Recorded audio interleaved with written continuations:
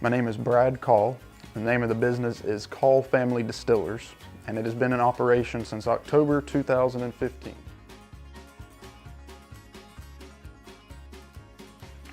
Currently, I assist Brian Call, the master distiller, with day-to-day operations, anything from distilling of spirits to sales of spirits to marketing of spirits, and then day-to-day operations within the distillery itself.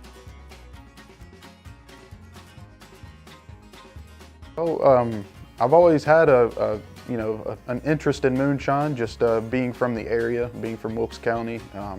Being a part of the Call family comes with certain notions of moonshine, so I've always been intrigued by it, although not directly involved, with it, with other things. But I've always been, fond of the history and the connection that Wilkes County in itself has with moonshine, and my generation, I've always been kind of proud of the nickname Moonshine Capital of the World, because it was something I thought was really awesome to be known for and noted for. I guess you could say that.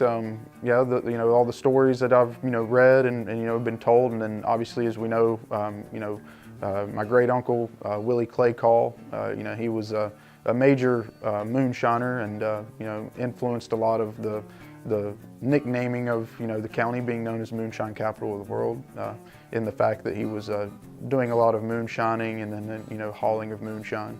So yeah.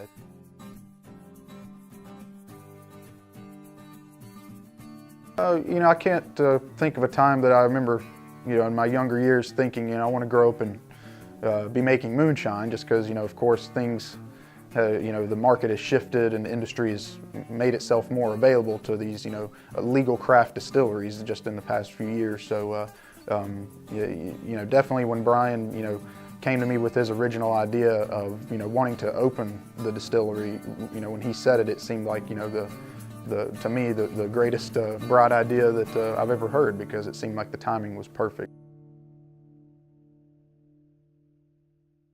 We just being from the area, I'd say that yes.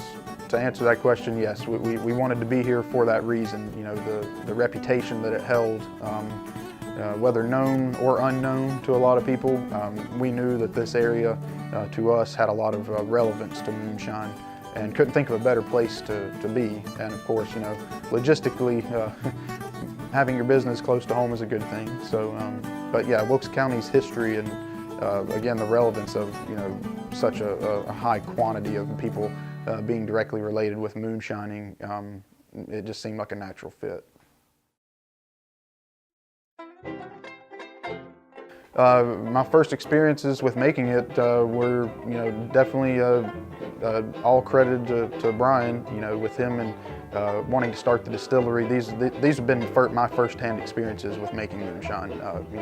As Brian will tell you, he grew up with around his dad, making it, so he's had a lot of experience in it. However, my first-hand experience was involved just when we started experimenting and working with trying to get to our product formula, with the uncatchable. So, just within the last couple years has been my experience, and it's been great, because I've always been sort of scientifically inclined, if you will. I've always been kind of interested in that stuff, in science and everything, and that's exactly what distillation is, and moonshining, I guess you could say, is science. It's a lot of chemistry and a lot of in-depth stuff like that. So it's really fun. Yeah, it was, Brian, he's had a lot of background in making moonshine, and prior to this, he was working for another legal distillery. So he had a lot of experience in that, and saw where kind of the market was at, maybe where it was headed as well, and saw a market potential there for an authentic moonshine product, because we were seeing a lot of moonshines entering the market, but what we were noticing was the lack of quality and the lack of authenticity within those products. What we started to see was it was basically just a lot of people taking vodka and putting it into a mason jar and labeling it as moonshine, and sort of misconceiving the market, the consumer there, and to what we thought was true moonshine, because true moonshine is very palatable and very smooth, and doesn't attribute itself to vodka as much as it does, more of whiskey. So when we started seeing a lot of these artificial moonshines coming out, we wanted to get out there and rectify that. Yeah, so we use a process called direct steam injection. It's very different than, I'd say, the majority of other distilleries that are out there. It's a process that was started here in Wilkes County. It was, for all intents and purposes, it was invented here in Wilkes County by early moonshiners.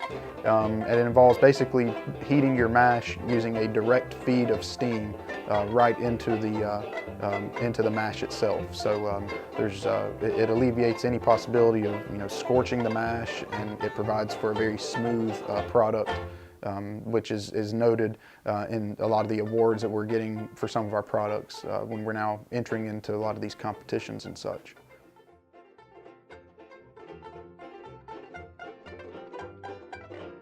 No, so what we do is we ferment all of our grains.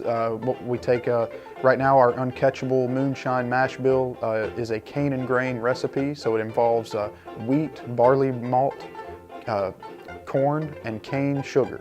And the corn that we use is a white corn meal that we get locally from Lenny's Watermill, which was the same place that Brian's father, Willie Clay, sourced his cornmeal. So it was seemed like a good fit there, and it's a local water mill that still uses water power to do all of its grinding, so it's really awesome.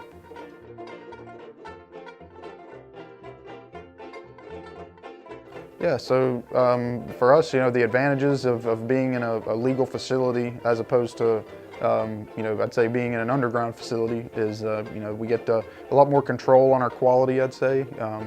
We don't have to really, time is not really of the essence, I guess, as much, when you don't have to worry about flying under the radar. So we get to take more time and care into, into our product.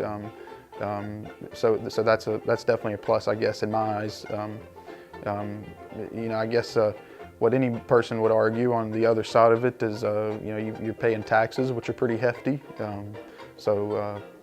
That being said, but it's an awesome experience. I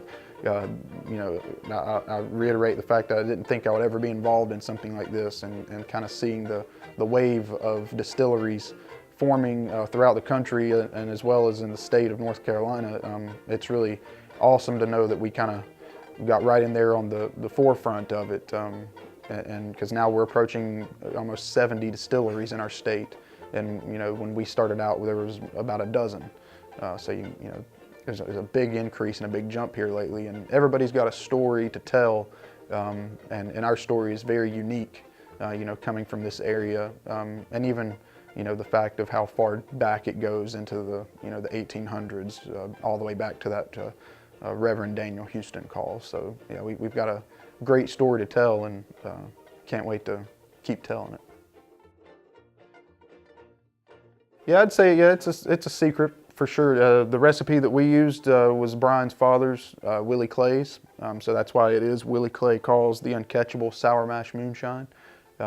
We involve as I mentioned, our mash bill is corn, wheat, barley, and sugar. And the secret is ours to how much of that is in there. I see our moonshines going across the country to multiple different markets across the United States. We've also planned to compete in a lot of international competitions to garner a reputation for this direct steam injection distilled moonshine. We also are planning in the works, working on some whiskey and bourbon that we'll also release in the next coming months and year to compete with that market, because the whiskey bourbon market is seeing a boom right now and an increase. So we want to play into that, and we have a product that we feel is going to be very nice to put out there. It involves a backstory that goes all the way back to the 1800s, as I mentioned, the Reverend Daniel Houston call there. So it's a good story that we can't wait to tell.